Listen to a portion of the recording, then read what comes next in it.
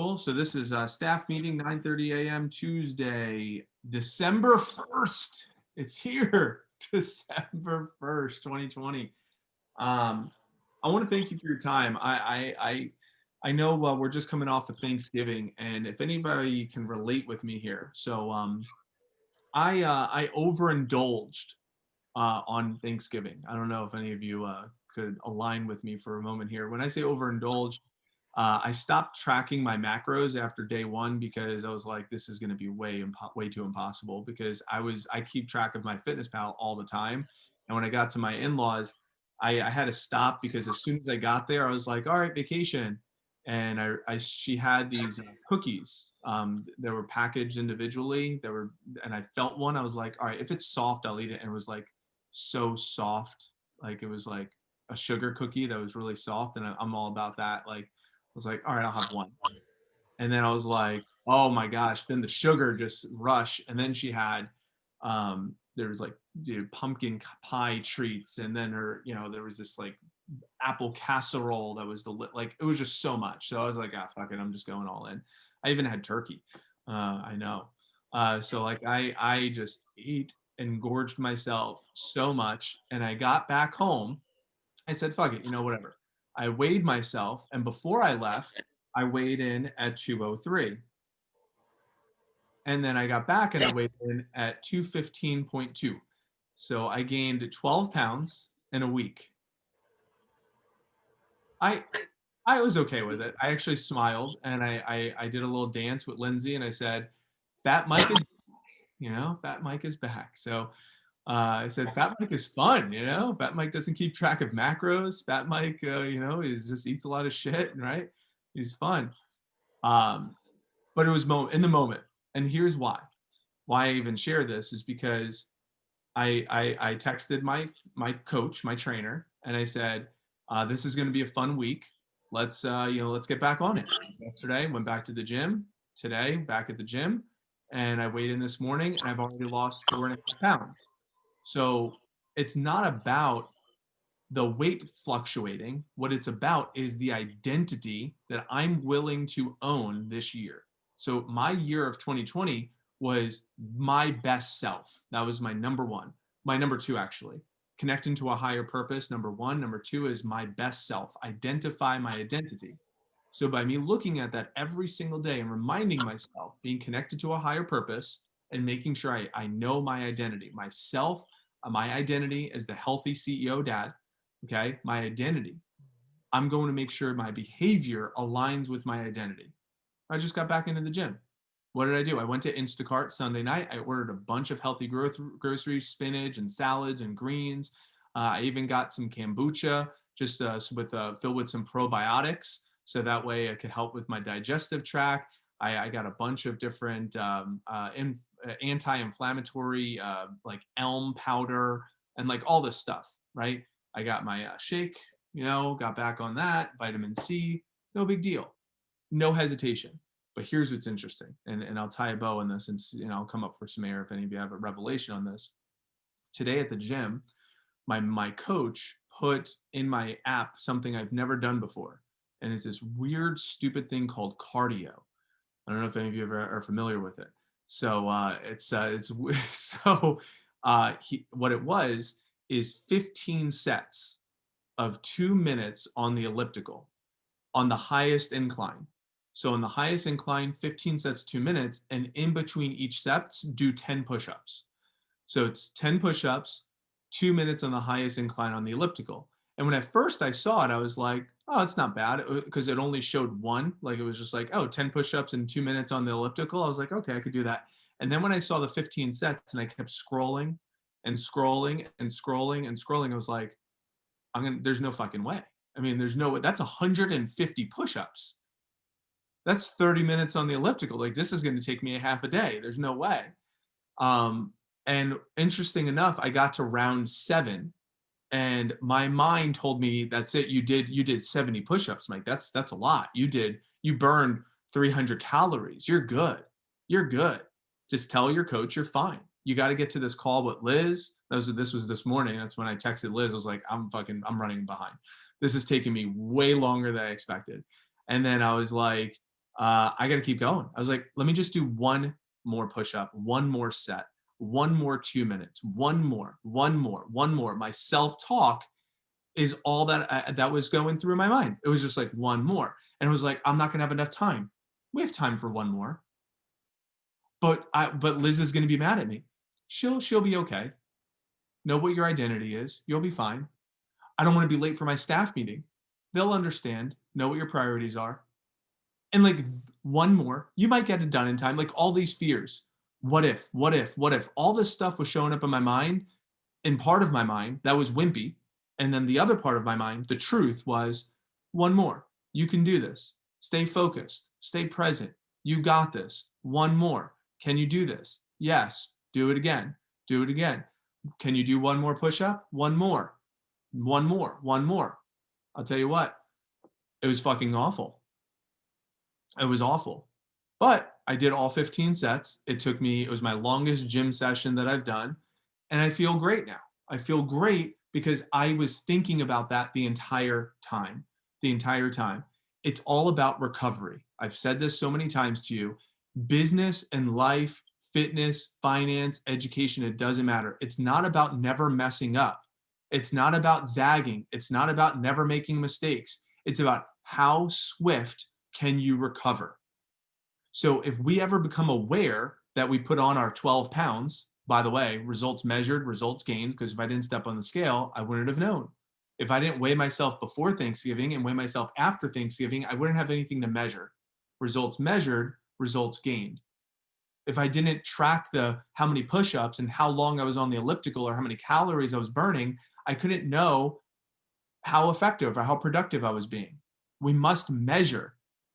That's why we track. That's why we track data. That's why we track stats using Cutco, understanding that's why we look at CPO and average order and closing percentage and queue and calls and all of that. As managers, that's why we track Vector Live, recruits, PR calls. We track PR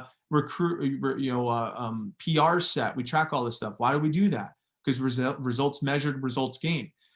See, what's interesting enough is you've heard me say this many times is this business is a vehicle for life, right? It's just a vehicle to do the things that you want to do later in life. I'm also here to tell you that this business is not just a vehicle for life. It's how you approach this business oftentimes is a microcosm on how you might be approaching your life. And it can kind of give you a glimpse of saying, am I willing to make that extra call here? Because if I am, maybe I'm willing to do that extra set at the gym. And if I do that extra set at the gym, maybe I'm willing to do that extra call here. Maybe I'm willing to wake up that extra hour earlier. Maybe I don't hit snooze 15 times before I wake up in the morning. Maybe I'm willing to, not look at my cell phone an hour before bed. Maybe instead of putting on Netflix, I pick up a book. Maybe I listen to a podcast versus listening to music. Maybe.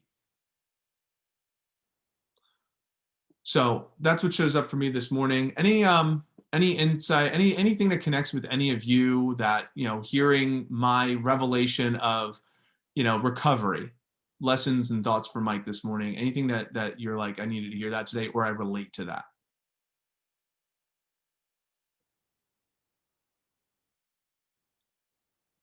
You can unmute yourself if you want, or just a thumbs up I'll take, I guess. Words of affirmation, not thumbs up of affirmation, just so y'all know.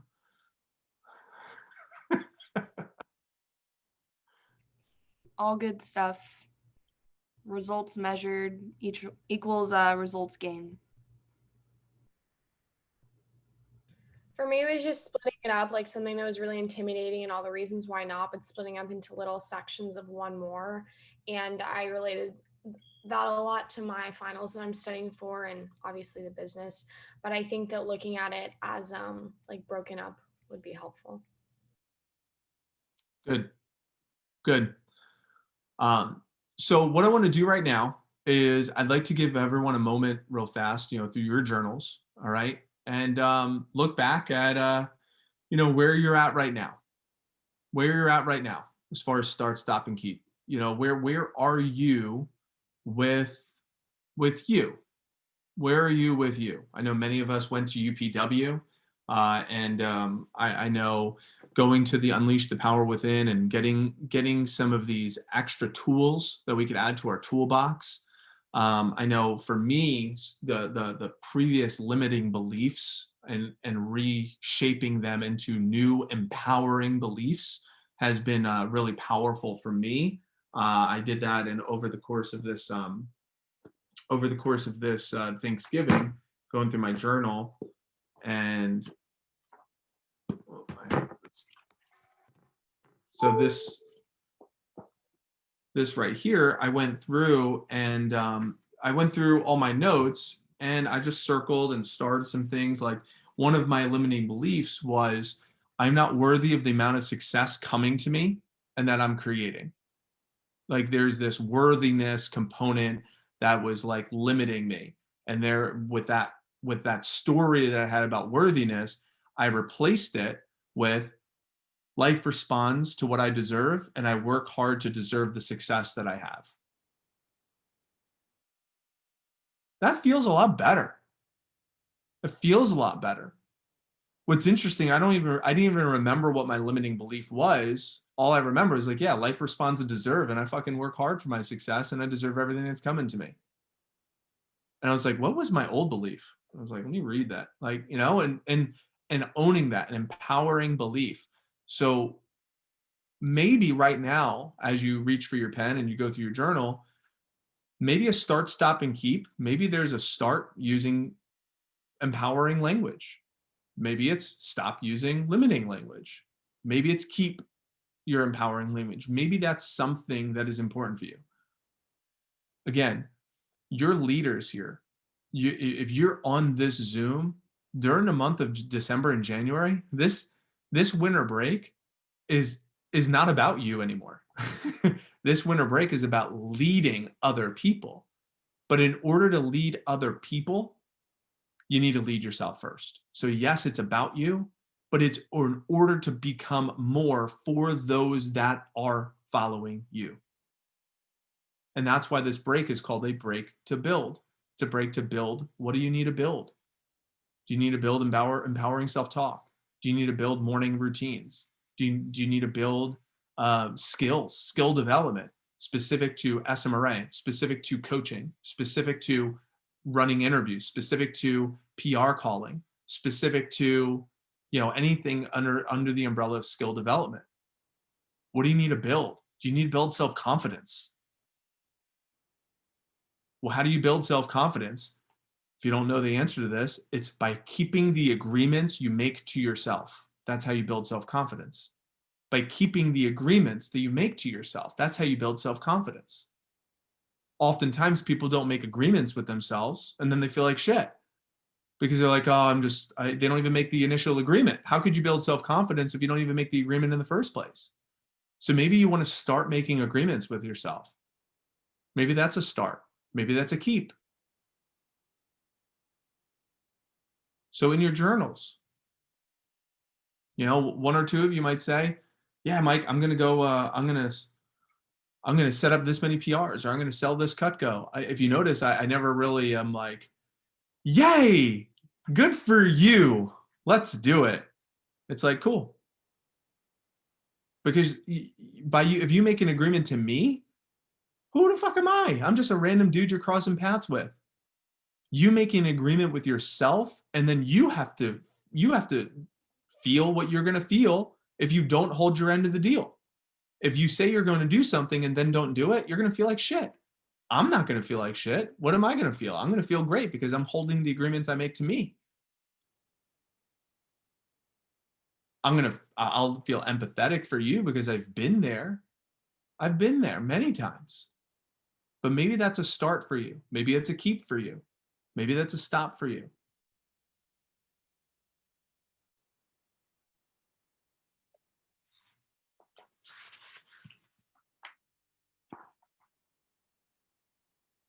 You know, we had so many great concepts that came from UPW, and it was fun for me because it was a refresher of like, I haven't been to the event in a little bit, couple years, but it was cool for me to hear how much of what, you know, Tony Robbins is teaching these 12,500 people. And I'm like, a lot of this sounds really familiar. This stuff is a part of my DNA. This is what I teach. This is what I am. This is who I've become. And I know, Jess and Lindsay and a few of you have said it's like this is like not the first time I'm hearing some of this stuff, which was a huge compliment to me. And it's also exciting to know that we are doing some really great things, because there's 12,500 people that are not behind the scenes in our Game Changer organization that paid lots of money to learn the stuff that you guys get for free. That's pretty cool. That's pretty cool. And what's even more cool about that is the individuals that you get to teach, because each one teach one. You do your part. What's our mission? Why am I still the district manager? Why am I with Vector? Because it's a vehicle to help me connect to my higher purpose, which is to educate, inspire, and be a force for good for myself and others. That's why I do what I do. And this is a great platform for me to do that, to educate, inspire, and be a force for good for myself and others. That's my purpose. I'm aligned to that. I wake up to that.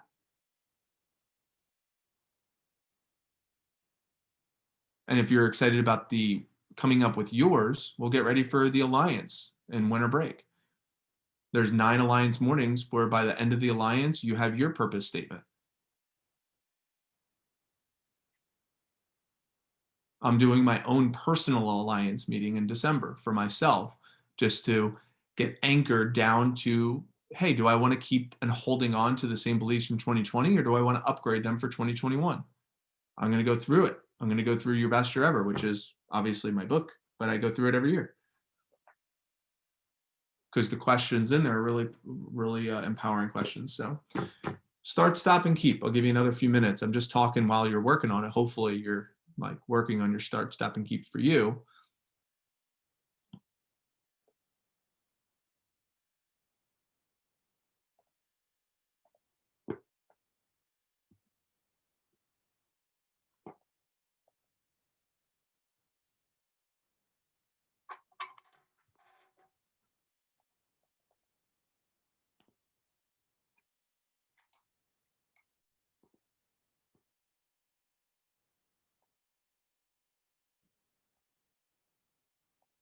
Okay, so what we're going to do, I'll give you another 30 seconds. And then for some of you know what's coming.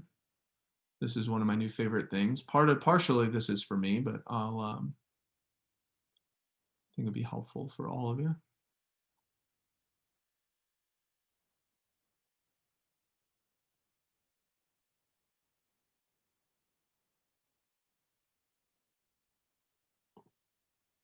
Hi guys, welcome. This is a guided. Hi guys, welcome. Okay. So what we're going to do is, with your start, stop, and keep, okay, if you're still writing, that's fine. I'm going to ask you to stop for just a moment. We're going to go through, we're not going to do all 3 rounds, but we're going to do 1 round of breathing. Since I've learned it, I've really, I want to make sure that you guys are benefiting from this too, okay? So what we're going to do is we're going to, just do 1 round of the breathing, and it's just inhale, exhale, deep. So you've come from the belly.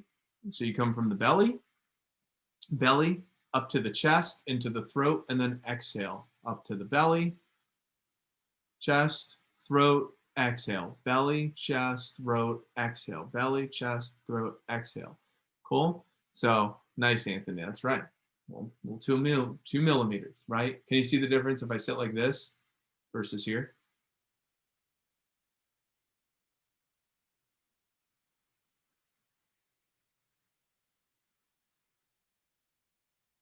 Two millimeters, right? Isn't that so cool to just look at? All right, so let's do this. We'll do the breathing. It'll just be a couple minutes, and then we'll do a little pair share and get ready for our actual staff meeting where we'll talk about business. Here we go. This is a guided breathing session. Relax to the deepest. Lie down, sit down, whatever it takes, relax. Are you ready? Here we go. Round number 1. Breathe in, breathe out.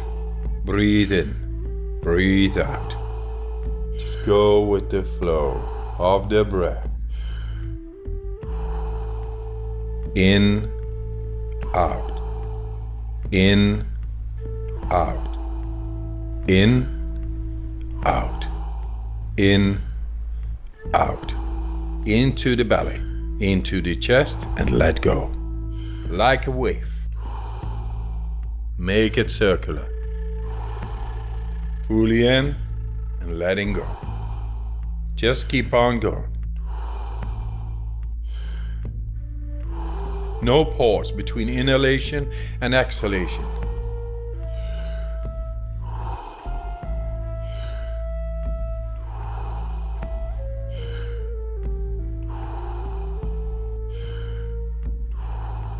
Ten more. Fully in, let it go.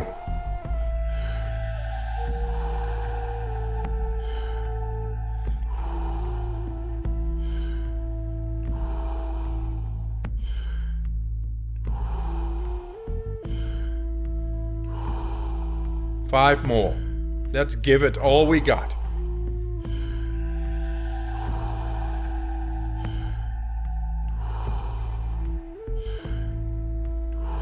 Last one. Fully in and let go.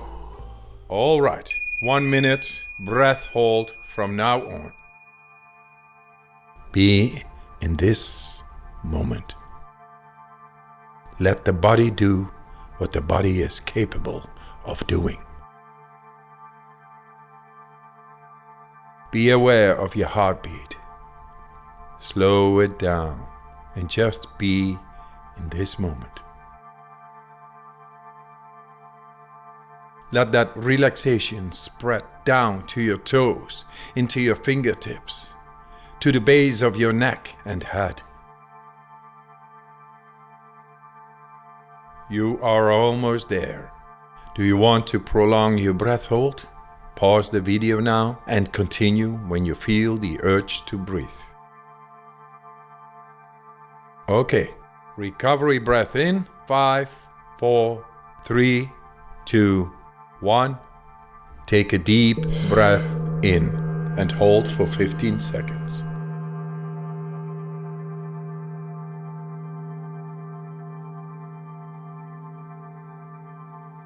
Exhale in 3, 2, 1. Let it go. Round number 2. I want to do one more round. That was really good. I want to do one more round. Back into that rhythm. Breathe in, breathe out. Breathe in, breathe out.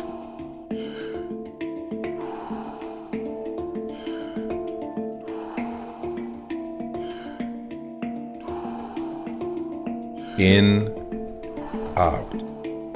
In, out. In, out.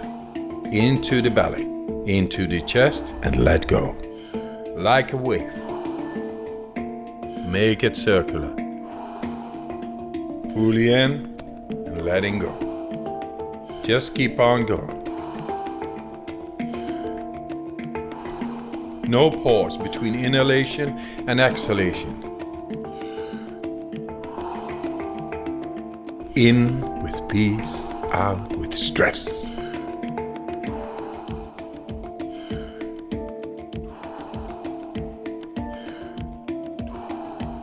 Ten more. Fully in, let it go. Nice, deep, circular breaths.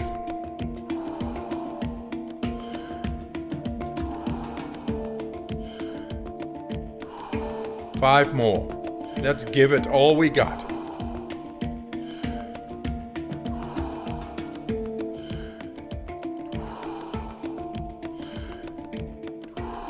Last one. Fully in. And on the exhale, stop. 1.5 minute breath hold from now on. Feel, become aware of your body.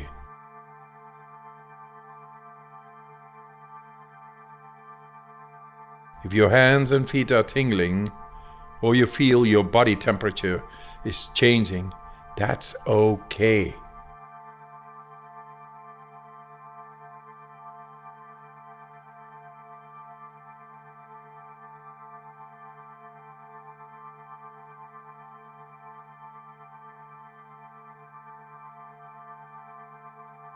You're doing fantastic.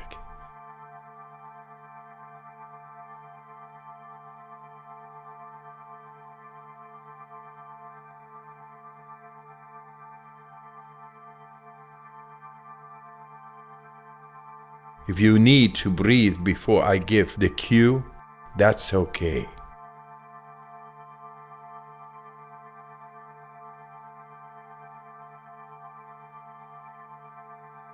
You are almost there. Do you want to prolong your breath hold? Pause the video now and continue when you feel the urge to breathe. When you're ready, fully in and hold for 15 seconds.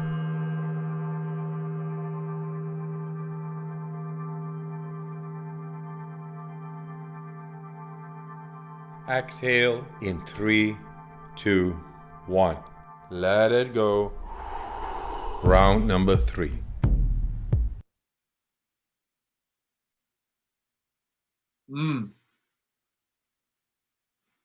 So how was that? That was awesome.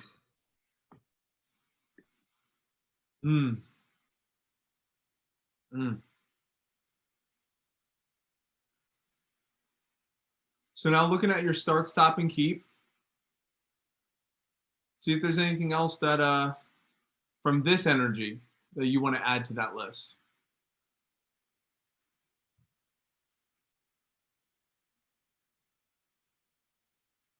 Anything you want to start that maybe didn't come to you in the previous energy, but just came to you now? Anything you want to stop?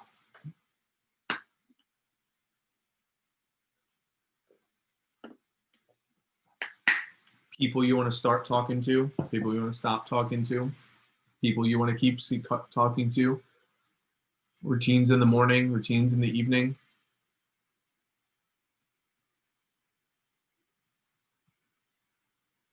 Reading, music, books, TV, fun. What about fun? Do you know what's fun?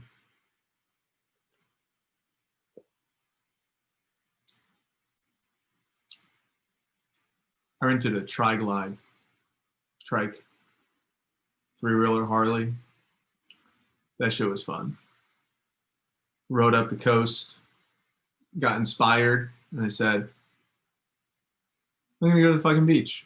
So I pulled off on the side of the road, jumped in the Atlantic Ocean. It's fucking awesome. That was fun.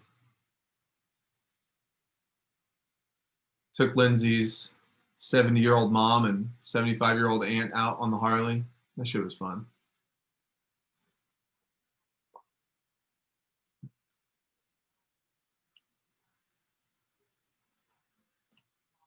It's also fun. Challenging ourselves is also fun. In the moment, it's not that fun, but it's fun the feeling afterwards. Maybe there's some challenge you need to add to your life right now, so you can feel fun after you conquer the fear. Are there fears you want to overcome? Are there challenges you want to add to your life that you say, you know if I overcame that challenge, that shit would be so fun. If I overcame, when I overcome that fear, fun would be on the other end of that fear. That would be really fun. That would be rewarding. Maybe there's start, stop, and keep around rewarding. Maybe there's a start, stop, and keep around fun. Sometimes we hear fun and you're like, yeah, addictions. What do I mean by addictions? Video games, porn, booze, drugs, TV, binge watching, the addictions, right? Some people hear especially young people, you hear fun, like that's the first thing that would come to my mind. Right? When I was 18, shit. And actually, now I'm thinking about it. My mother-in-law got one of those Pac-Man arcade machines. It was on Home Shopping Network, late night special, $200. I was like, you got to be kidding me. I love Pac-Man. So I walk up to it. I say hello. Say, kind of cute. Pac-Man said, I know. Said, I'm about to break the record. Record was set at 9,800. First attempt. Not even close. I died at like $3,000. But after several, we don't have to tell you exactly how many attempts, but it was several hours worth of playing Pac-Man. The new record is now set at 26,800. So that was fun. Addictions could be fun. We just don't want to live there. So let's go around. What's the start, stop, and keep for each of you? Who'd like to go first? One of each, just one of each. One of each. If there was one of each that you say, you know what, these are my main things right now that's showing up for me, my main things, my main one for each, what would they like to be? Or what would you like them, or what showed up for you? Who'd like to go first? I'll go. Cool. Let's go Mason, then we'll go Jess, then we'll go Lindsay. So I said start really being intentional with my morning routine, right? Like taking out my journal. I haven't really done this since last spring. Taking out my journal, journaling, writing down things I'm grateful for and whatnot. And then honestly implementing one round of that guided breathing. That like I was feeling kind of under the weather. Like I wasn't feeling good. I feel fantastic now. It's kind of crazy how it just shifted. I said stop. Yeah. So something to stop eating past like 10, 11 o'clock. Like sometimes I just have full ass meals right before I go to bed, and that is not good. You can't digest that correctly. And then keep being resourceful when it comes to recruiting. Now, I haven't really dived into it, but I'm really, really taking advantage of, not taking advantage, but allowing my sister to work with us. She's been messaging SMRAs. She's already messaged 100 since Sunday, and she's gotten like 5-10 numbers so far. So I keep doing that. So yeah. Great. It's a great start, stop, and keep. And by the way, as you hear other people share, feel free to take some of theirs. And what I love about this group, and I'm not just, this is not flattery, truly grateful for this group, is that you're willing to play all out with me during this stuff, with the breathing, with the journaling, with the exercises. And if you asked me to do this type of stuff, 3 years ago, right before I started working with Cutco, or even during, like when I was a rep, I would have said, screw this. I probably did multiple times, but it's true. It's awesome. True. It's you're not a normal group of people. No one. I mean, I don't want normal. I wouldn't want to hang out with normal. You're really exceptional. After the UPW, I was like, all these successful people do this weird stuff, but then they're successful. So I think we should do it too. 74 companies. Can you believe that shit? I still am mind blown that Tony Robbins runs and owns 74 companies for $6 billion. Incredible. Let's go Jess and then Linz. So my start is not snoozing. So I do get up on time, but I have like 47 alarms that go off. So I need to not do that. It's a little unnecessary. That sounds and like then a stop. That's a stop. Okay, then start. Or you could just make it into a start by saying, I made it into a start. I said, start not snoozing. So why don't you do start getting up on the first alarm? Okay, start getting up on the first alarm. Stop skipping workouts.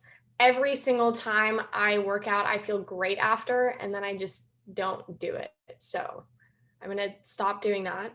And I need to keep, for this week specifically, what came up is keeping in touch with all the past reps that I've been in contact with for the past year and a half. I've kept relationships with all of them. And I think that that's been really helping me, just like in general, not even with business, but just like people skills. Yeah. That's it's always important to keep those relationships. I mean, even for me, it's tough because we work with so many people, and people come and go. But if you notice during the potluck, Stephen Dufala came, which was really cool.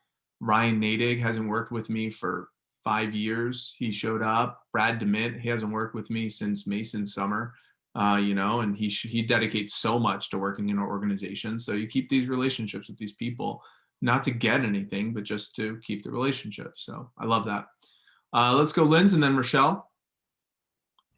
Okay, so my start, I've been meaning to watch some of Eddie's YouTube channel and script a polished up or out convo. Jess, yeah, we should do it together. Stop worrying about anything except the now. Like I keep worrying about like later, like weeks from now, days from now. I just need to focus on what's important in the moment.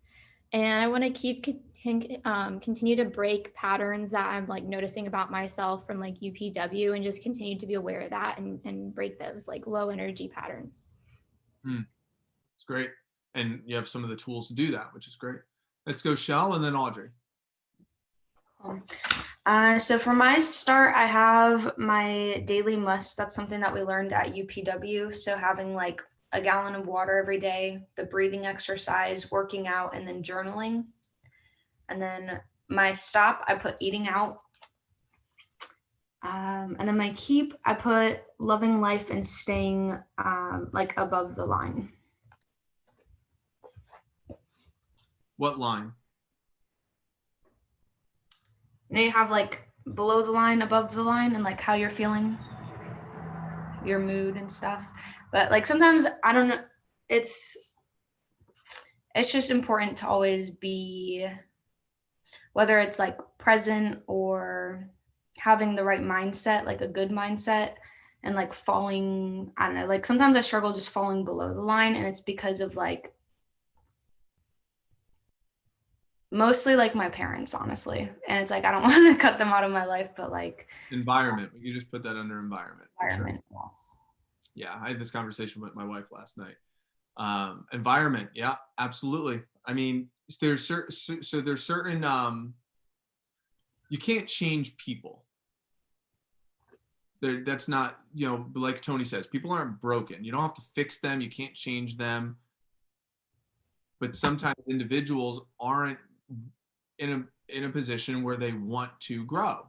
And if they are not wanting to evolve or grow, it's not, we can take the responsibility on ourselves to influence them to grow, but if they don't want to, all it's going to do is create tension in the relationship. So therefore, you meet them where they are, and you, like Tony says, you can meet them where they are and then wrap your arm around them and try to guide them in a different direction. And then they will choose if they want to continue on that direction. But you're not going to grab them and drag them on the path with you. You say, hey, by the way, look, let's go that way. Yeah, let's talk about what you were talking about. Yeah, negative. Hey, by the way, did you look over here? Look at all this other stuff that's over here. And they're like, no, that stuff sucks. I want to stay over here. Cool. I'm going to go over here. You enjoy over here. And the next time we see each other, we'll try again. But, like I'm not going to hang out in this environment. I'm going to just change my environment. I'll see you and I'll get small doses of you. No problem. I don't know. Maybe that makes sense. Maybe it doesn't. Let's go Odge and then Ramirez. Yeah. So mine kind of aligns with what you were just saying. Start using positive self-talk. Then along with that goes stop using self-doubt language, stop settling for mediocrity, and keep giving my people the attention that they deserve and they're worthy of. Excellent. Love that. Very selfless acts and vision focus. So it's good. Cool. Let's go Ramirez, and then we'll go to Liz, then we'll go to Bryce. So my start is to start staying more organized and sticking to what I write down in my planner. My stop is procrastinating and stressing about things that I shouldn't be. And then my keep is drinking a gallon of water a day, because when I did that in Tampa, it felt so good. So good. Yeah, you pee so much. It's great. Hey, if that pee is a different color, man, if it's not clear, you're dehydrated, just so y'all know. Jess and I were just talking about this the other day. Cheers to that, everybody. Let's go to Liz and then Bryce, and then we'll go to Nick, and then we'll finish up with Madison. Excuse me. Start time blocking instead of just writing a to-do list. I feel like I'm going to be more productive doing the time blocking. And then I really like what Lindsay said about stop worrying about the later and just focus on the present. That way you can complete that task and stay focused on it. And then I want to keep communicating with reps and having that relationship open. Great. It's great. On that thought, let me show you guys time blocking. So if you want to write down this book title, The One Thing.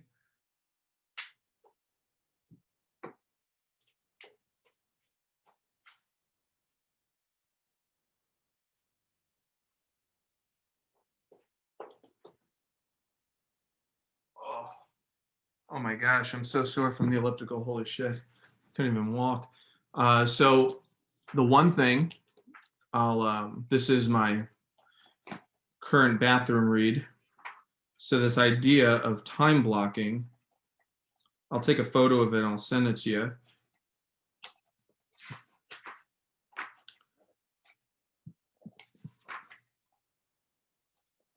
So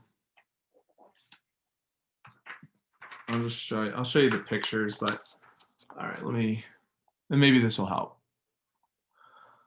This is where it stems from. So time blocking looks something like this, where it's like you have your typical day where it's everything else, and then your one thing is just a small slice, versus a productive day is your one thing is about half of your day, and then you have everything else.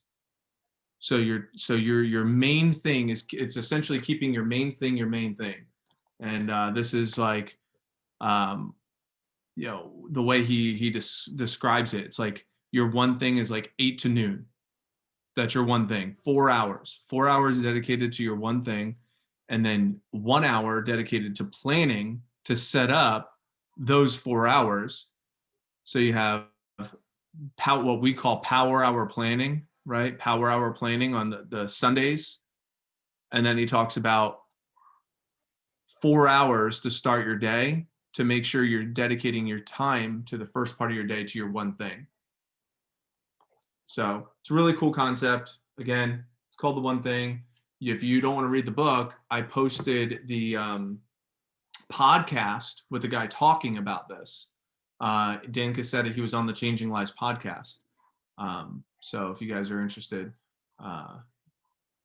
Jeff something. But anyway, cool. Thank you for bringing that up. I love it. Let's go to whoever's next. Who's that? That was Bryce, Nick, and Madison. Then we'll move. So for me, my start is to just like journal down ideas, like just different ideas I have. Just start writing them down in a journal instead of just like putting them in my mind and saying like, okay, I remember this later. My stop is just like stop procrastinating just in general. Like I found myself like, since, I mean, it is the end of the school year, but I was like procrastinating on some things. So I want to avoid that. And then my keep is just like keep a positive mindset and always just sort of like look at the glass as like half full instead of like half empty. And, you know, just try to see the good in things. Great. Appreciate it for sharing. Let's go Nick into Madison. We'll wrap up. Transition. All right. My start is like being more involved, like getting more meetings. And then my stop is stop procrastinating. And then my keep is keeping like some of my good friends around, you know, people that are there for me. Great. Circle of influence for sure. And I'll address the procrastinating since it seems like that was a theme for a couple. But let's go to Madison first, and I'll address that and maybe offer a little bit of wisdom around your relationship with procrastination. But Madison, take us home, and then I'll offer a thought for you. So my start is to like work on my posture and kind of like how I carry myself. I notice sometimes it's like not the best, so I want to try to like correct that, fix that. My stop is to like stop using negative self-talk and like worrying so much about things that I can't really control or fix. And then my keep is to like keep using like affirmations and stuff and just like working on those. Yeah. I love what you just said about the posture, because we learned a few awesome techniques about posture. Would you like to see one of them real fast? Cool. So I've been doing it every day. I saw Anthony do it before. So you pigeon toe your feet. So pigeon toe your feet, you turn them in, okay? And then you you try to touch your knees together. So you pigeon toe and then try to touch your knees together. I don't know if that makes any sense, but so try to lock your quads, try to touch the knees together. So it'll almost like stick your ass out. And then you lock your fingers like this and bringing it around your head where you cannot see your elbows in your peripheral, and it sticks your ass out. It allows you to stand up straight, extend your back, sticks out your lower back, and it extends your spine. And it's been awesome. You just hold it for like 20 seconds.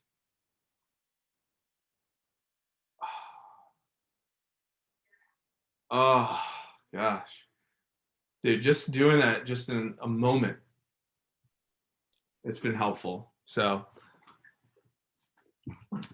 there's a guy, his name, if you want to search Egoscue, Brian Bradley. He's dude, just doing that, I'm sweating. Oh my God. I'm hot. I'm like still sweating from the gym. My body temperature has not like dropped yet. He's been, it's really good stuff. So if you're interested, you can check it out, Egoscue. I posted under the umbrella of procrastination, I just posted it to the chat, and I'll screen share so y'all can see that as well.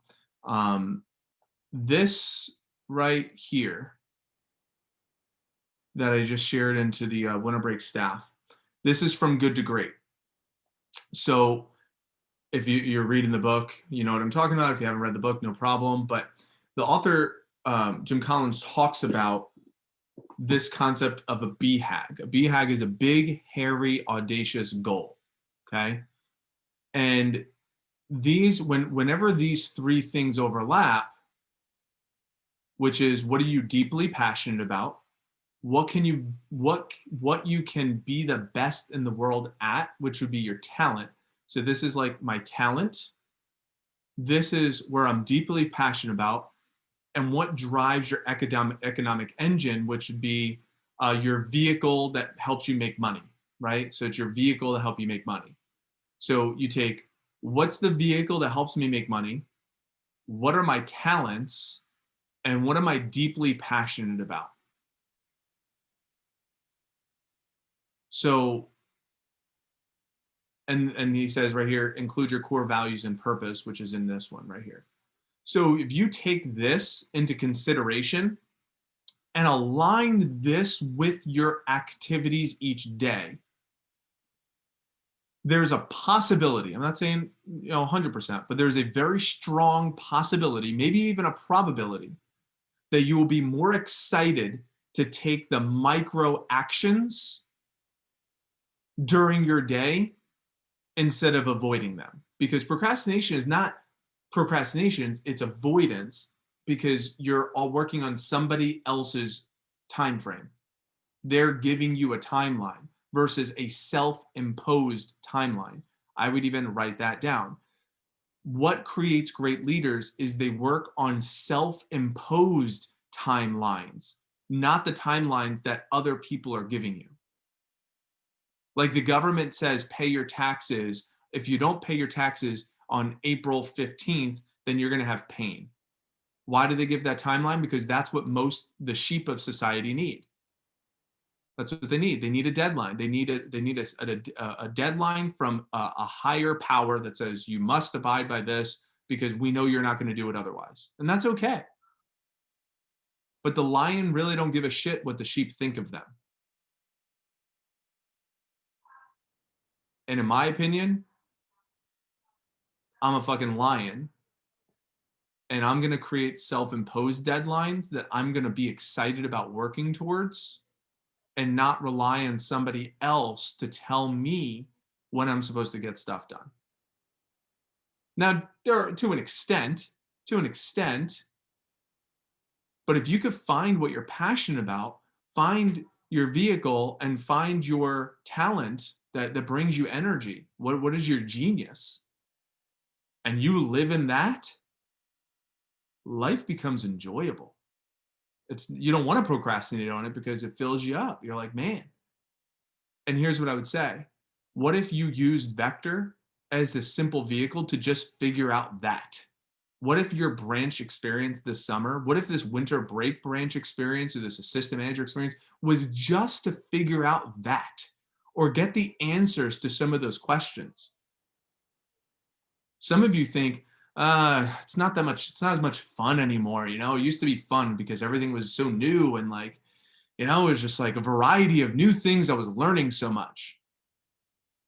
Variety is good, but you don't want to live there because you're never going to get if you don't commit to one thing and see it out for a long extended period of time, that's what most society does. They lose 100 pounds by losing 10 pounds 10 times because they don't know how to commit to doing it and staying the track and staying the route. Society knows how to hop all over the place. We want to be leaders of those people. We got to commit.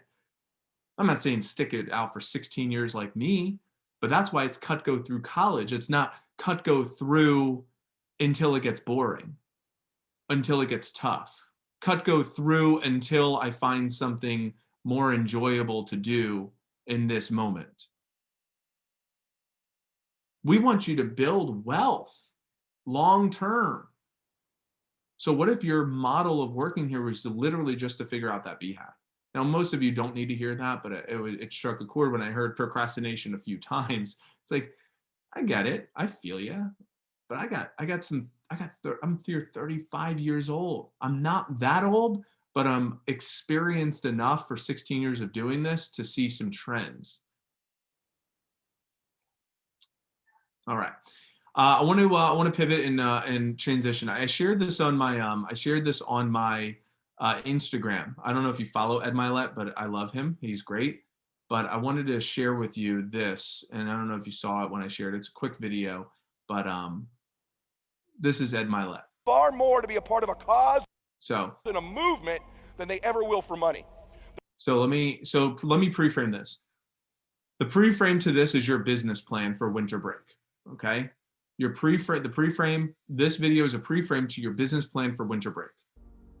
People will do far more to be a part of a cause and a movement than they ever will for money.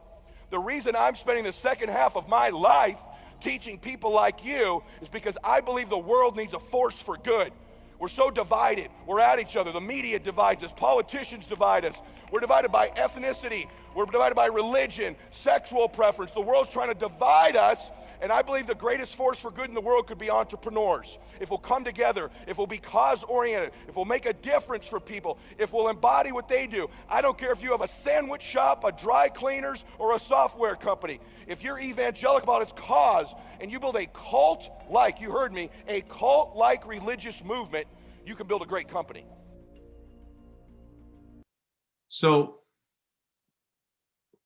why I bring this up is because your opportunity for this winter break branch is not necessarily for you to just learn how to build your team from scratch. If you want to develop 6K reps, you want to develop people that are not just going to sell 6K, but want to come back and work for you and work with you next summer. If you want to recruit SMRAs and representatives to be a part of your organization, if you want to create retention, it's got to be bigger than just a trip to Puerto Rico. It's got to be bigger than just the income they get. It's got to be bigger than just, who they become in the process. Like it's all of it together in something that's bigger. So many of you already worked through your business plan. Many of you have already come up with a mission. Many of you have kind of thought this through. But I do believe that it's worth our time before I start like really going into some of the intricacies for us to make sure that you are buttoned up here. Do you have a team name? Do you have a mantra? Do you want a logo? I'm not saying you need all that stuff, but what does it mean to work on your team? What does it mean to be a part of your winter break branch organization? What are you looking to get accomplished? How are you going to enroll people when you're running an interview for them? What is the cause? By the way, that cause could be the same as mine. It doesn't have to be that clever. It doesn't have to be that unique. The triple growth experience is pretty freaking good. It doesn't have to be different. What is a triple growth experience? I say it every week: personal, professional, financial growth. When we execute those three things, we can make a powerful impact in our community. Personal, professional, financial growth, so we can make a powerful impact in our local community. Personal, professional, financial growth, so we can make a powerful impact in our local community. That's pretty good. You could just use that. But I believe that. I live that. We live that because I live that. Because I believe that. And I've oozed that every week in my language and conversations and coachings. So what do you want? What do you want your people to experience? What does it feel like when they have a conversation with you? What do they get from that convo? If someone does not thank me at the end of the conversation, I failed. That's my mantra. And sometimes people thank me like they don't even realize they said thank you. I'm okay with what, I don't even know what they're thanking me for, but I'm like, cool. If they're not thanking me for that conversation, I didn't do a good conversation. I show up to serve them. That is my objective. I have ideas of what I want to get accomplished. Listen to my Better Than Rich podcast with Biggs. You will learn a ton of the strategy behind that. But it means something. It's coming from a higher meaning. Strategy doesn't matter if you don't have purpose or vision.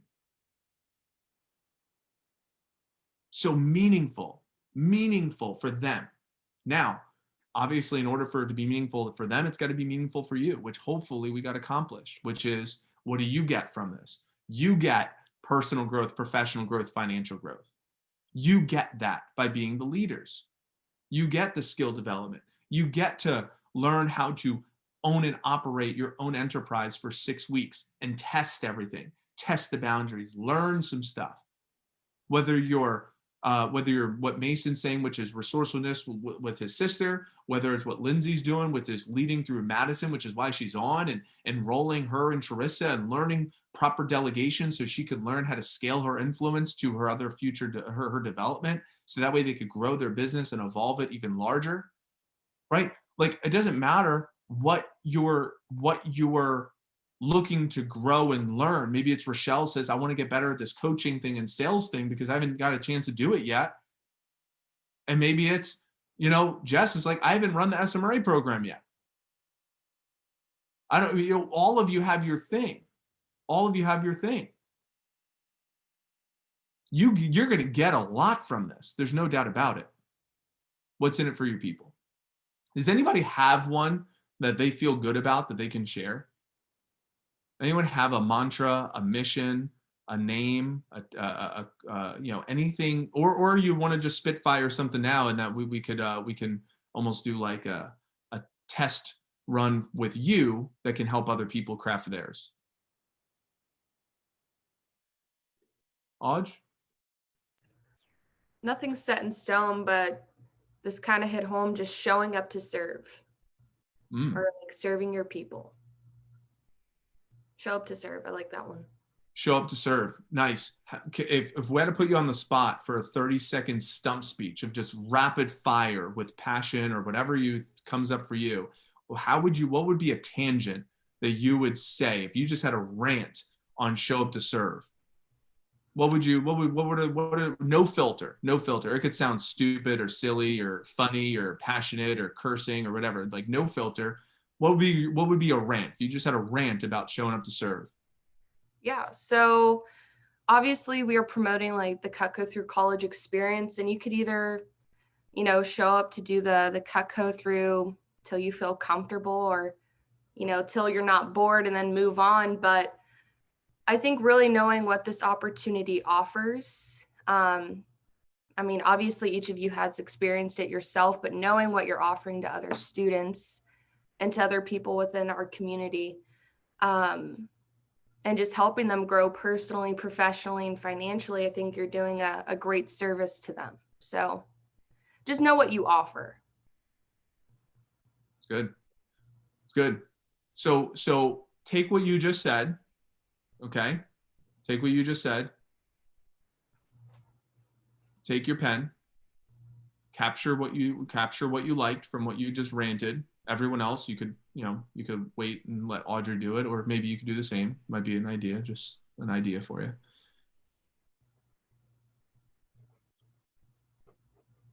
And in the business plan, it has this question right here, which is, what are your dreams for yourself and your team? You see that? What are your dreams for yourself and your team?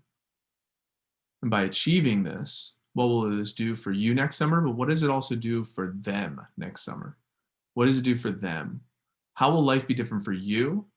How will life be different for them? What is it you're out to achieve this winter break? What are your people out to achieve this winter break? What are their goals and dreams? What do they really need right now? What do you offer that people really need right now? What are your talents that people could really benefit from? What are your passions that people really could benefit from? And using this vehicle called vector marketing in the winter break branch to drive those two. We already have the economic vehicle, but what are your talents and what are your passions? And what is that big hairy goal that you're fired up about that can get you out of bed early and get you into good routines and good habits? Like a level 5 leader, if you haven't, read it, it's good.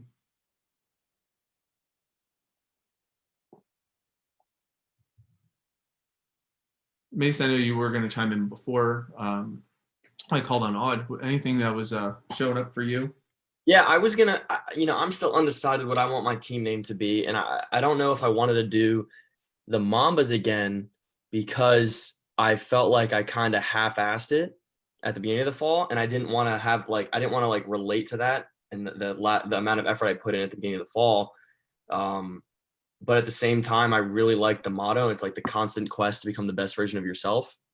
And I think that's a great mantra for a team to work by, to live by. So I might do it. I'm not sure.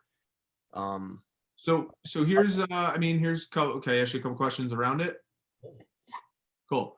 Number one is kind of like my opening comments I mentioned today. It's not about never messing up. It's about recovery. So what if you thought of this as a runway of time, hypothetically, as instead of just beginning of fall till now, this is just a continuation of, and we're back and we're ready to recover from what we have done before. So it's not like that was the past and then this is new. It's like not a new chapter, just a continuation. And this is our recovery phase of our team. Yeah. I wasn't looking at it like that. Could that be a possibility? Yeah, it definitely could. Cool. So maybe that can help.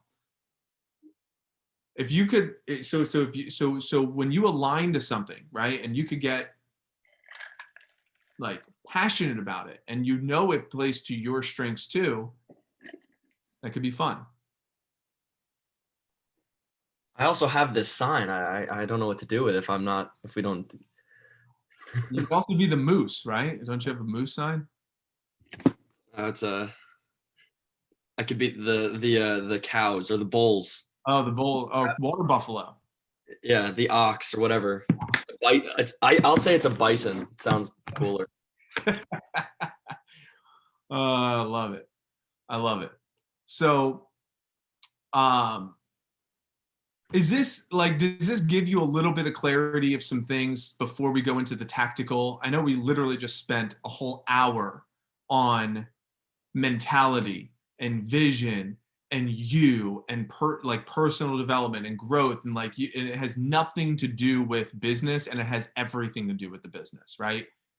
So I just wanted to make sure that this was of value where it wasn't just a pep rally for an hour and you get nothing out of it. So what I'd like for you to do is just go through everything that we just talked about when it comes to this winter break specifically, your start, stop, and keep. When it comes, your vision of what you want to do for your team, your how to get centered for yourself to make sure you show up, how you can align with something bigger than just you, and make this meaningful. So just make sure that's kind of captured, because frankly, this might be. I know we have a staff meeting in the schedule next week, but I might just switch it to office hours. I might switch all staff meetings to just office hours, because some of you might not need or want this, and you might just want to be left alone to just figure stuff out on your own. And I want to honor that. I want to honor that, where you can be independent and figure stuff out and not be reliant on me. And I also want to make sure that you have this space where you can have access to me when you need it and if you need it. This is going to be very exciting. Lots of really cool things can be evolved and come from this. I want to give the space for that creativity to come through. And if you're like, Mike, the whole plan is laid out, I'm just going to follow the plan you gave me, that's cool too. You don't have to, innovate and reinvent stuff. It's all laid out for you. So let's go ahead and pivot. Anyone want to share anything under the umbrella of anything we talked about, any takeaways, any things you're like, Mike, I just want to let you know that was really helpful. And I just want to make sure that everyone else caught this, because it was really good for me and it gave me some clarity, and I have some specific actions that I'm going to take, and this might help others. We'll go Jess and then Mason. Yeah, for me, it was this last section you did on like really connecting to your mission, but not only connecting to it, but also having it written down. I'm doing a lot of journaling now, and it's giving me clarity. And I think that was a major area of opportunity for me from the summer, because I feel like I had the culture that I wanted, but I didn't have anything written. I didn't really know what I wanted. And I never really journaled about it either. So looking back at it, I wish I had, so that I would know like where that came from. But now journaling through this, I think it'll be really cool to enroll reps, especially 6K reps, into something bigger than themselves, but also show them what's in it for them, so that they stay enrolled through summer and past that. That's great. I really like what you said about, you said if people don't thank me after the conversation, I didn't have a good conversation. And it kind of sounds like, in a way, it's like when you first look at it, it's like kind of cocky and arrogant, but at the same time, it's like when you think of it as you're serving them and not just, I don't know what I'm trying to say, but when you're looking at it as if you're serving them, I just really like that. It really resonated with me. And then something that I've been thinking about, and I kept thinking about it throughout the last hour or so, and realistically the last couple of weeks, leading up to the winter branch program. And this is something that you guys can all take away from this as well. And I'm sure you all know this, but the summer is really now, right? Because of the way we could develop these 6K reps, especially for all of you that haven't branched yet, you really want to make sure you're pouring into these people and create that religious cult-like culture, so they want to stick around for the summertime. Imagine, Jess or Anthony, all you first time, offices, you go out with a staff of 3 instead of just a 1-man or 1-woman show, right? So the summer's now, and it's really exciting, because the effort you put in now is the effort that it's going to dictate what happens this summer. And then it just kind of goes on from there. So that's what I've been thinking about the last couple of weeks and the last hour. So it's great. And understand why I'm willing to do that is because in the process of you developing those 6K reps, not only are you going to develop, but your assistant managers are also witnessing and learning how to do that. And my reasoning is because you're going to develop them to be better.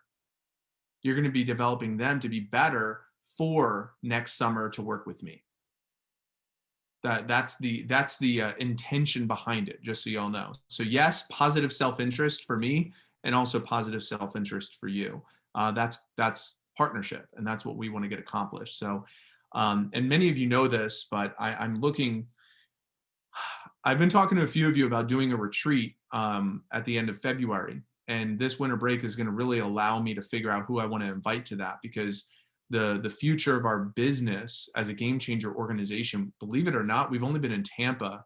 All these systems and everything started a year ago, last fall. Last summer, it was like, let's just survive. Let's just Mike do everything. And then Lindsay, I need you to learn as much as possible. So that way, when I breathe, you can take in and step in. Like, it was rough. But last fall is where we started building out systems, and we started testing some things and simplifying it and working through data and numbers. So we've only been at this for a year, a little bit over a year, about 14 months. And I just think about what happens 2 to 3 years of doing this and building the layers and continuing this. What does 2, 3 years from now look like? And I want to go in an isolated place, maybe in the mountains, for where we could talk about this for like 12 to 15 hours with some hiking and some free time along with it, and some fun time. So that way we can really dig deep and figure out, what does a 2 to 3, maybe even 5 year look like, not just for you, but just for the Game Changer organization as a whole. And this winter break is going to show a lot. It's going to show me a lot, regardless of results. It's going to show a lot about the individual, and it's also going to show a lot about the systems too. So I'm really excited about that. And that's why I said the word competition. And I really want to make sure that you all are giving everything that you have to each other, because we're in this together. The ultimate vision is, as a district team, this is like the inter squad competition, but we ultimately want to be the new record holder for the company, the first district team ever to do 3 million. Best ever was 2.6 million. That was set back in like over 10 years ago. Over 10 years ago, that was set back, 2.6 million. And, the people who did this were all promoted to division managers. I mean, there are divisions. We will beat divisions. We are becoming a division. It's exciting. I mean, Scott Dennis already asked me. He said, "What do you think about becoming a division manager one day?" I'm like, I don't know. I got a pretty good thing going right now. I don't know. I'm good at this moment, but maybe not. We're good. So it's like, what's the difference between what I'm doing right now and a division manager? He said, well, it's a lot more money. I said, how much more money? And I pulled up my P&L and I showed him, and I was like, well, I've profited over 200 grand this year, and my 1099 is about 400 grand, and I still have 2 more months. I was like, what's the difference? He said, well, yeah, you're making DVM type of money. I mean, but if you do what you're doing as a DVM, it will just be that much more. I'm like, it's not about the money. If it was about the money, I would have quit Vector a long time ago. But it's kind of cool to see in our very first year around COVID and pandemic. I mean, it's incredible. The new district manager opportunity is remarkable. And the student opportunity of making and saving 100 grand through college is remarkable. So I really want to zone in on what that means, and how do we replicate that? How do we create that and make this even better? I sent that text message, a little video, when I got inspired about this, and I crafted some things. What does even better look like? And that's my mission. And hopefully you're with me on this mission, as we make this even better. It's pretty cool. I even had a conversation with Rachel Richards this week about doing private equity investing and figuring out how we could take y'all's money and my money, putting it into a fund, and then taking that lump of money and putting that money to work. And Andrew Evans and I are talking about this too, where you have people like Mason who had to go find an advisor outside from his parents that's doing really good work for him. But what if we had a consultant that we directly work with, and we could help you take your money and put it to work after you already have a lot of things saved up and paid for and whatnot? Like, I don't know. It's going to be even better, is what I'm saying. So we have a lot of stuff to talk about, but that's going to be later on in February. But this winter break is where we're going to work, and then we'll have that retreat to decompress and talk about it and all that stuff. So thanks for sharing. I don't know how I got on that tangent, but let's go to some calendar stuff real fast, okay? And then we're going to go some tactical. So calendar stuff. Office hours. So I set out my schedule with office hours. I sent it out on the Calendly. So you want to just check that out. I'll pull that up as well. That way you see it. and I'm not saying you have to sign up for every one of these, and I'm not saying you must or any of that. I just wanted to create it so that way you all have access to me if you need it. Okay, so this is when I'm going to be on this Zoom. I'll put it on my schedule. Whoops, I'll put it on my schedule. And so I figured out on Calendly, and you could do this by the way too, is you create a group Calendly. So it's one-to-many versus one-to-one. So you could do this for workshops for your winter break branch. And so every one of these days you could click on a day, and this is the time that my office hours will be. So it'll fluctuate. So most of them are going to be in the morning. So you can see. Sorry to interrupt. Those aren't like individual. No, so this is open office hours. So one-to-many, up to 100 people can sign up for this one spot. So it'd be a group Zoom like this. So I figured out how to do that on Calendly. And if you're interested, I could show you, but it's just a one-to-many. So you could sign up. Hey, we're going to do a mini workshop. We're going to do a mini phone jam at this time. Sign up if you want to be on it. So it's a really cool feature that I figured out. That's a game changer. That is awesome. That's so easy to get workshop signups. You're like, hey, just that. Wow. Sorry. That's good. Yeah. So that I want to test that out. And so that's what we're going to do for that. And obviously I could show you all how to do that at some point if you're interested. So it seems like there is an interest there. So I could show you real fast. It's actually very simple while it's on the topic. So you go to Calendly, and each of you, if you don't have a paid account, you let me know. And I like I mentioned, I'll buy one for you for the break. So right here where it says new event type, you just click that, and then see there's one-to-one create, but then there's group. Multiple invites meet you at one time. That's what you're creating right here. So it's very simple. Cool. And then there's these two other ones that I haven't figured out what those even mean, but that's what I'm doing in the group. All right, let's go back over here to, okay, so calendar, so that's office hours. Staff meetings. So staff meetings I put in the schedule for next week. I have a staff meeting in the schedule. I'm thinking I might switch that to office hours instead, okay? And I'm going to do it in the morning, and I'll extend it because I have a meeting on the 8th with Scott Dennis to talk about you. That's going to be our meeting to start talking about territories and whatnot. So I have that meeting with him at 10 a.m. So I'll probably move this office hours to 8:30 to 10. So 8:30 to 10. And then I'll make that optional. So I'll call that extended office hours. Okay. And I'll stay on here for, whatever anybody needs. Okay. So, so that's what we'll say for staff meetings. Office hours will replace those. Holiday party. I sent an invite out. I'm putting the holiday party here on the 17th. So what we're going to do is we have right here at 6:30 to 9 p.m. is we have the phone jam. We have the division meeting beforehand. So what I'm going to say is the phone jam is going to go till 8:30 p.m. And then we're going to do the holiday party right afterwards. So let's move this down a smidge. I'll see if I could duplicate this. So, and that'll be at the office. Holiday party. It's kind of cram day there. 8:30 to 10:30.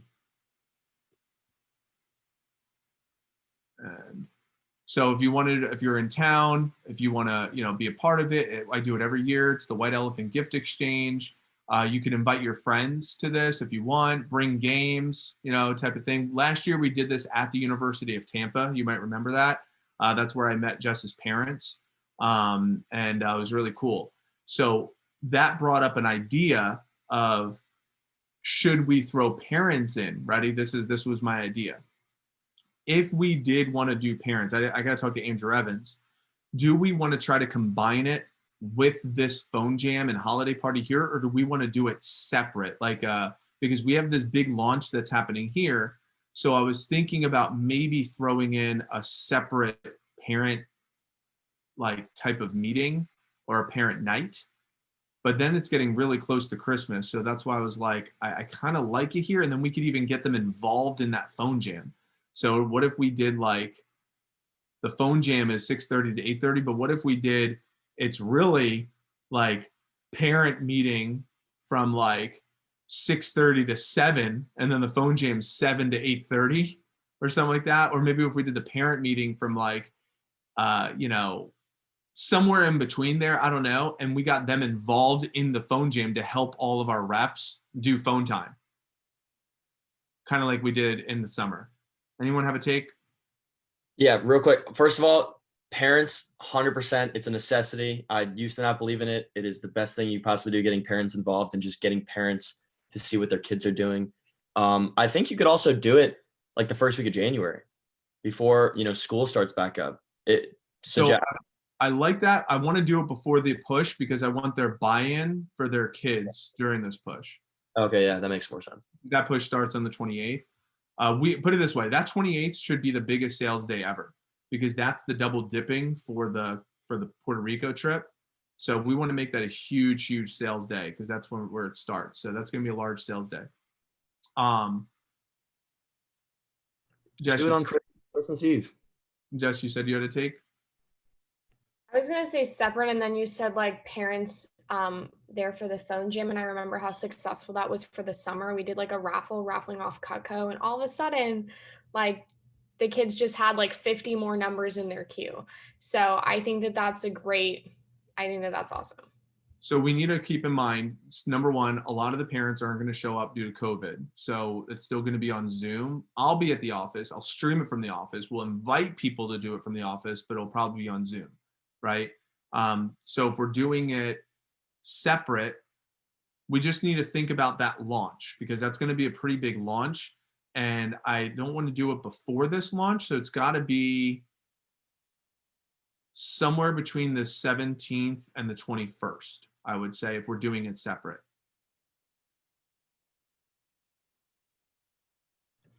I'd say just do it on the 17th. It's a lot going on that day. Just keep that in mind. We have the division meeting for the reps, 3 to 6:30.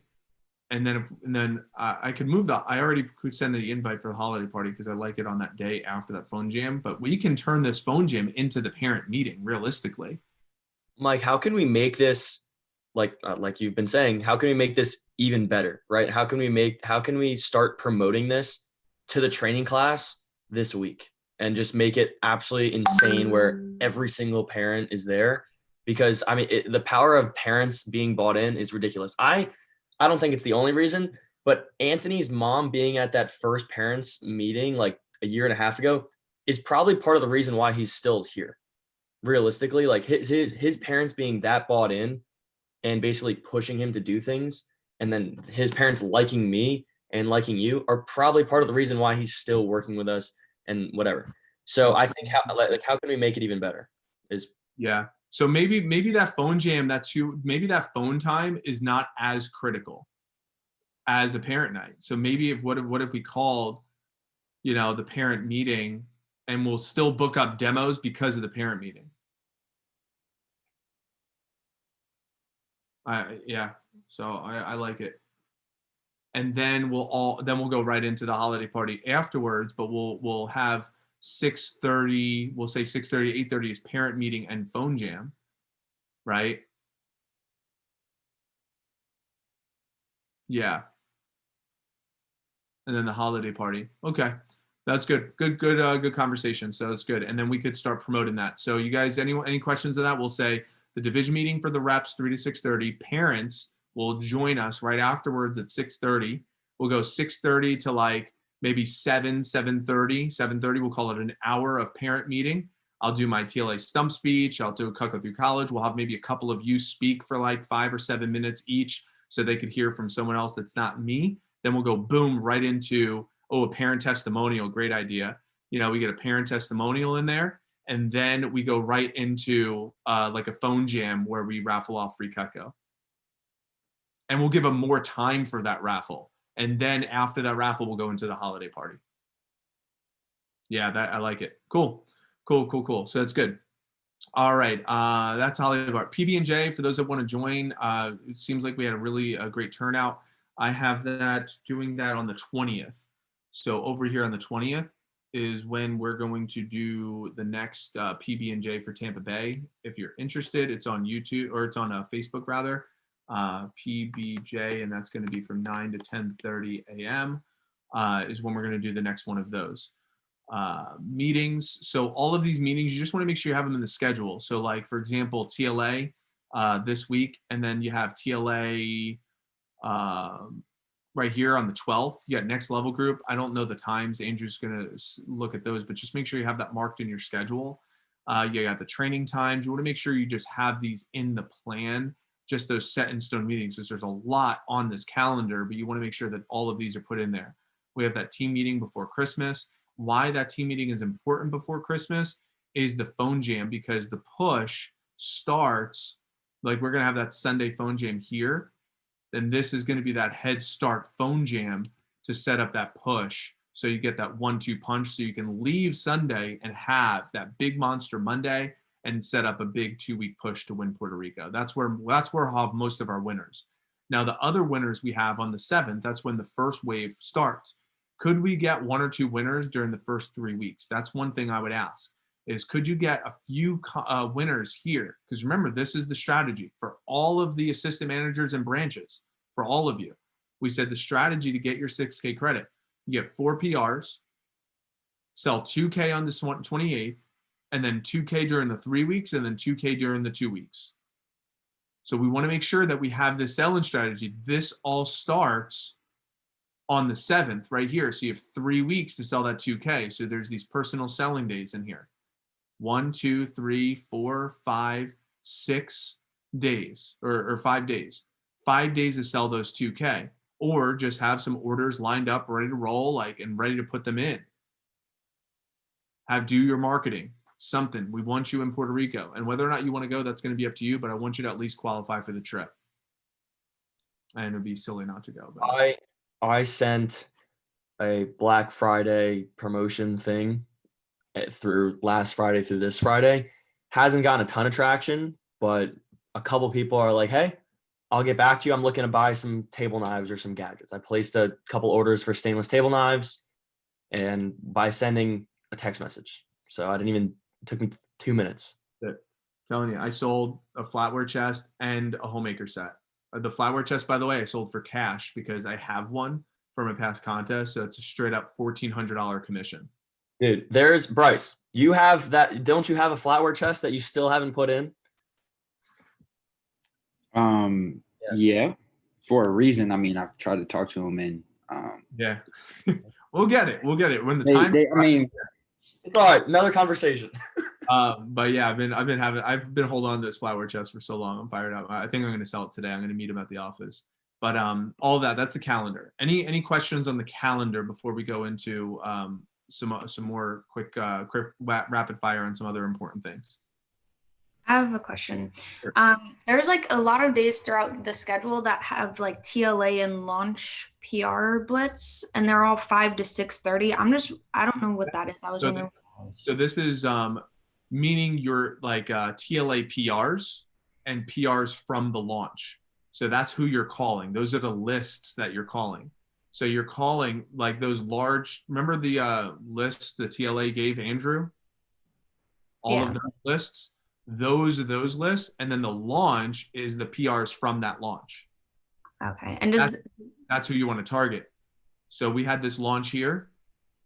So the PRs that you're calling right here on that Sunday, the 6th, are going to be PRs from the launch, and what Jess started this week were the TLA PRs. So she already started calling her TLA PRs, which is Deanna's. Okay, I wasn't sure if it was supposed to be meeting on Zoom for that, or is that just No. That's you. That's the list that you want to target. Okay. Yeah. Right. Now, if you get a launch out, an SMRA class out, you'll also be able to fuel that even more with SMRA PRs too. Right? Because you get SMRA PRs here. Just out of curiosity, how are we pacing there? Do we have anyone set for that My SMRA training on Saturday yet, or are we planning on it? Like I said, I'm calling. There will be people set. I have 7 something numbers to call. I'm taking this week to prepare to run the SMRA training because I haven't run one in a while. But I just want to make sure that people are going to be set for it. So I don't care if you want. I just want to make sure. What time is it 10 to 1 is what I have in my schedule as. And the reason why I say that is because I don't need to run that training. My dad is actually in town. So as soon as I'm done with the training, I'm going to meet my dad. He's in Orlando. So if no one's going to be set for my training, I'm just going to go see my dad earlier, but I'd rather run the training. There will be people set for it, at least from mine. Yeah, get people set for me. That'd be great. So any other questions on the schedule? Yeah. I think it's the 28th. There's a training that day, and that's also the day we wanted to sell 2Ks. So what is the best way to set that up? So we're gonna have a Alliance meeting in the morning, 7:30 to 9. Then you're gonna talk. You could do it, everything's on Zoom, so it's not like you're driving anywhere. So it's like you do one demo before 11, between 9 and 11, and then kick off training, and then you have all of training where I'm running the training. You don't really have to do much on day one. And then at 4:30, you hop back on training to do your day one PCs and kick off your phone jams. And then you have another few demos that night. So you should be able to still fit in about 5 or 6 appointments on Zoom, plus all of your emails and all the catalogs and, any of that shit that, went out or that you do the marketing. You'd be able to go in, hey, New Year's special, post-Christmas special, take advantage of me, I'm vulnerable, trying to win a trip to Puerto Rico, like everything you need to do to maximize that day because it's double dipping. Cool. Sweet. Any other questions on the schedule?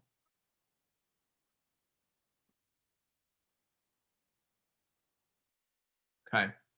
All right, training class. So we're drafting the training class this week. I would highly recommend you watching the onboarding day one video. It's like 20, I think it's 18 minutes. I highly recommend you watching that to get a refresher so you know how to do onboarding, because we're not relying on Lindsay to do everything for all of us. She's only doing it for her people. So, Lindsay created a great document for Hannah, and we're going to be patient. Hopefully, Hannah's well. She was in the hospital.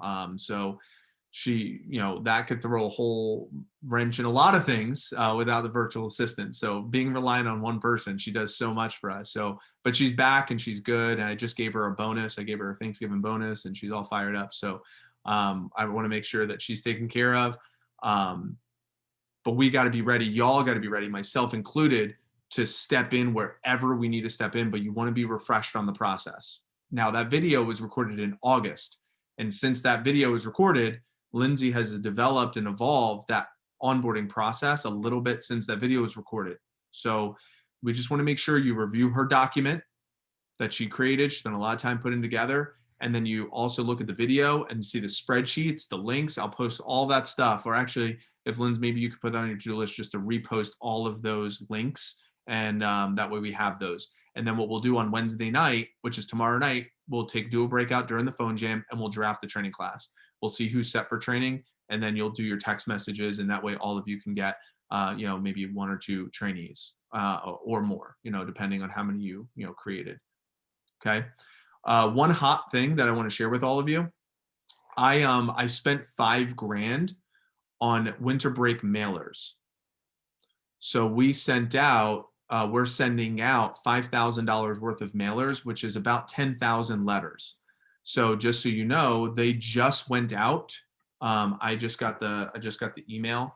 So we just sent out a bunch of mailers this week. So like we're here, I'll show you. So this is this today, 3:54 a.m. 120, 121, 161, 14, 15. So this is how many mailers just got sent out today. So what does that mean? These are free recruits, fair game for all of you, but you need to have your interviews in the system. If you don't have interviews in the system, then Conveyor's not going to set them up for you. So you want to make sure you just put all of your interviews for the whole month of December in Vector Live. So that way you can get some of these free scoop up mailers. These are good. These are all college kid mailers from all universities that are based here in Tampa, though. They live in Tampa. So just a food for thought there. All right. The winter break spreadsheet. This is this right here is something that I sent out to you, but I want to make sure you're good and you are clear on, because this starts today. So where is that winter break spreadsheet? Wait, Mike, while you're searching for this real quick. So are we setting our interviews for this week, or are we just is Rochelle who's handling interviews? You're on your own, bud. All of your interviews, everything that has to do with interviews for your branch. I'm sorry. For your branch, it starts next week. But we already said there was a few of you running interviews this week, but you could run them starting whenever you want. So Well, yeah, it's fair game. I set like a couple people, but they were fair game. Contest starts today, yeah. So contest starts today, but there were already interviews put in the schedule for today and tomorrow to help with this training class that the current staff set up. But after this class, I mean, you want to put some interviews in the schedule so Conveyor can set them up for you. Just maybe even if it's just one here and one there, but at least get a few. How many would you suggest? My suggestion was in the schedule, which I saw that and I put it down my planner, but I don't know. I want to get. I put like one a day. So my proposal that I put, I'll tell you what give me an example of a day and I'll tell you what I put as a projection. Tuesday. Here, I'll say December 6th, I put a 7 p.m. interview on Sunday night. So my philosophy there was you got the SMRA shift and social hours, so you could book up same night interviews, and you book them up for that same night interview, and that way you could be very efficient and sign like 3 or 4 or 5 good people that night. That was why I said 7 p.m. Sunday. Monday, I put a 6:15 because you have SMRA shift in the afternoon from like 3 to 5, and you got some TLA PRs, and plus the calls you did on Sunday, I put a 6:15 interview, again, driving same day interview setting because your efficiency is going to be higher for that. Same thing at 6:15 on Tuesday. I did not put an interview on Wednesday. I put one for 4:45 on Thursday in the afternoon, again, trying to get some same day. Friday, I put a 4:45 as well after NLG, depending on what time that is. And then on Sunday the 13th, I put 6:15. So I put all evening type of interviews with the intentionality of creating same day interviews so you could be much more efficient with your show because you're the ones booking them up. Conveyor is going to be like extra. So that was my thought on that. Gotcha. And then one last question with the schedule. And I think someone asked it in the group chat, but I don't know if it was winner AT1. What are we doing with AT1? So I'm running that's what it's a good question. So what does it say? So right here, Mike runs the training seminar, AT1, SMRA training, and SMRA team meeting. So I'm running AT1, but what you're going to want to do is you're going to want to be involved with the workshop and the social hours. So like right here, launch to PR Blitz, I would say from 10 to 12:30. While I'm running AT1, they're doing social hour from 10 to 11. So you're getting all of these PRs to cook you up and get easy scoop up PRs to set up that same day interview. That's what my thought process is for AT1.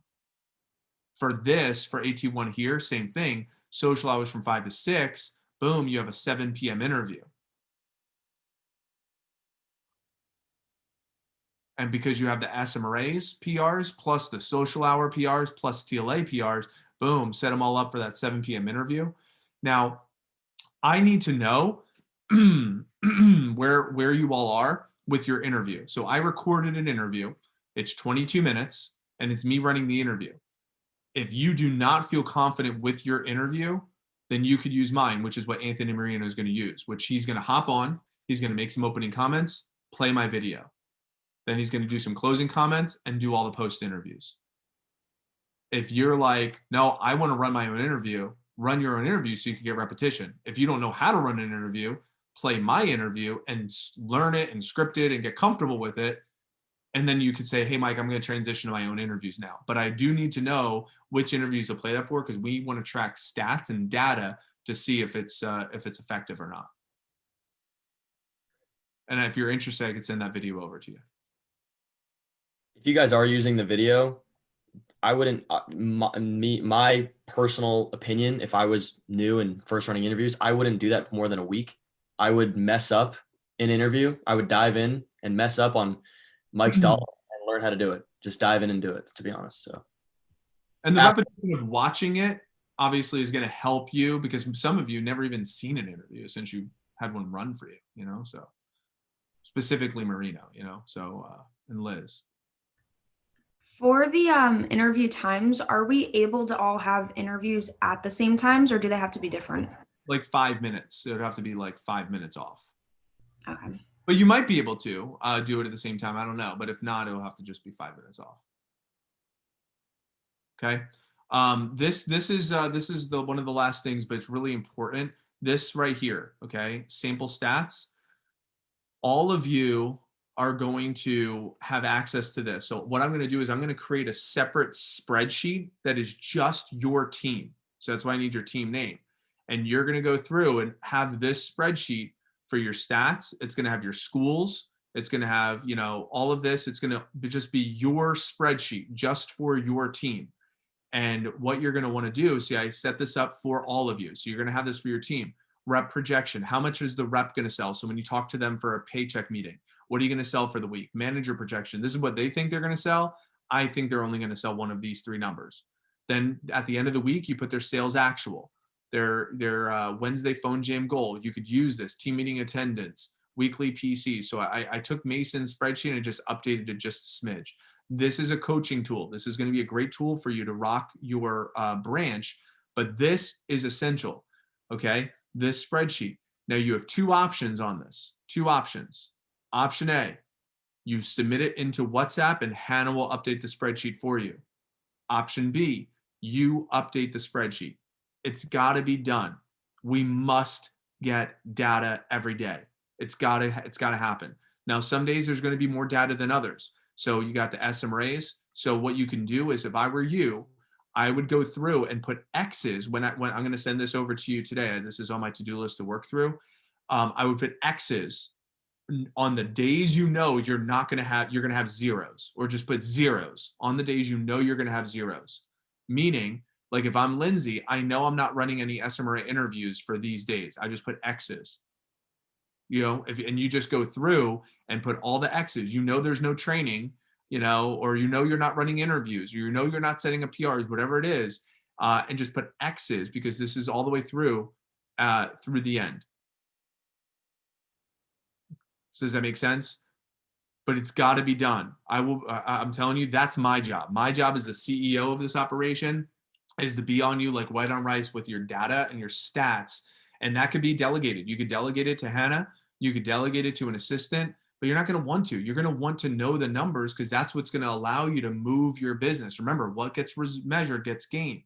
How did I know I gained 12 pounds and how to go back into the gym and do cardio? Is because I measured my results.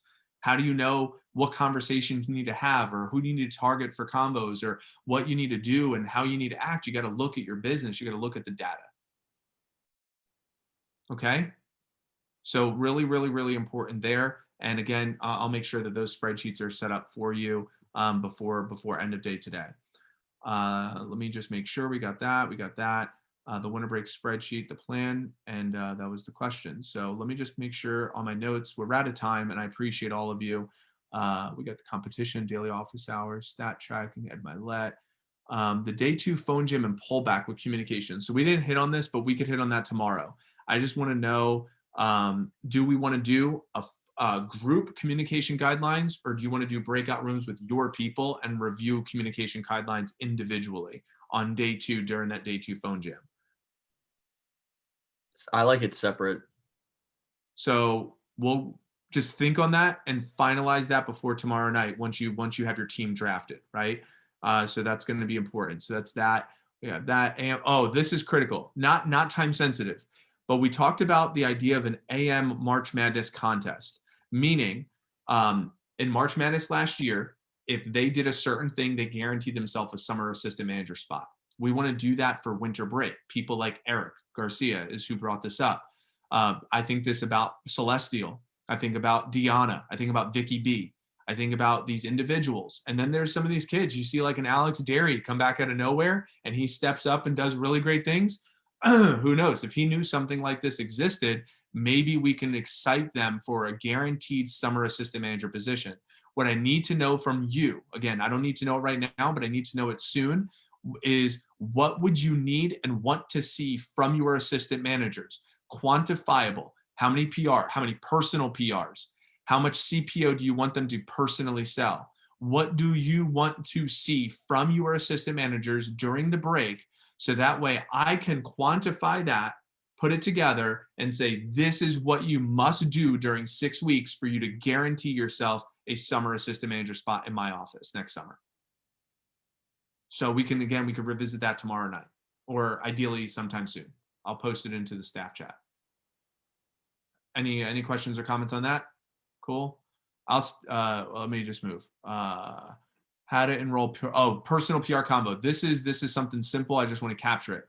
So if I'm Ramirez and I have a buddy of mine from Jesuit and he knows that this kid could sell Cutco, here's how you enroll the conversation. This is what you would want to say to that buddy, okay? You're not going to do a full PR script for them. You're not going to do the full thing for them, okay? It's going to sound something like this. I just want to capture this and we'll role play this out. So, hey, Ramirez, what are you doing for the break, bro? You could script it if you want. This isn't scripted. I just, so I'm capturing on the recording though. What are you doing for break, bro? No, not much. Just hanging with family. Got a vacation for Christmas. That's about it. Nice. Like a week long or 4-week vacation? It's like a week. Week vacation. And how long is the break? You got about 4 weeks of break? Yeah, the 10th to the 6th of January. Cool. So you got 4 weeks of break, 1 week of vacation. You're probably going to catch up with friends, catch up with family. Listen, dude, my company's giving away a trip to Puerto Rico, and they have a program where if you literally could work for 10 days, less than 10 days. My manager will even let you work for 5 days. You can make $1,000, maybe even 2, and win a trip to Puerto Rico around your break. 5 to 10 days, win a trip, make $1,000, $2,000, and get a chance to work with me. What do you think? Would you like more information about that? Absolutely. Cool. I'm going to set you up for an interview. Okay. It's an interview, but I'm going to set you up for an interview so you can learn about the position. Okay. You're going to learn all about it. You're going to take some notes. Once you learn all about the position, take some notes. I'll have a convo with you and we'll talk about it and we'll see what you think. If it sounds like a good fit, my manager will train you. He'll teach everything you need to know. If it's not a good fit, maybe you could recommend someone else that might be a good fit for. Does that sound good?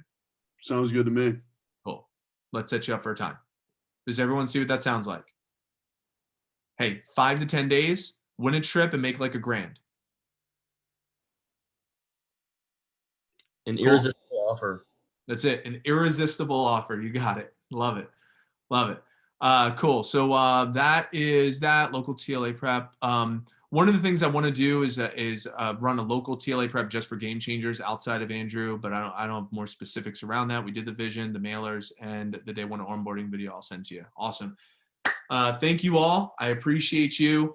And one thing, a slight thing I want you to just peel back is how I ran this staff meeting. I'm not going to go through a full thing, but if you go back and watch how I ran this staff meeting, when you are running a meeting for your team or for your staff, notice how much of it is Cutco related. I know what the outcomes are before you go into it. And if you had to decompress and take out what was Mike's outcomes going into this meeting, I just want you to think like Mike for a little bit, especially as a business owner. So I'm going to stop the recording here.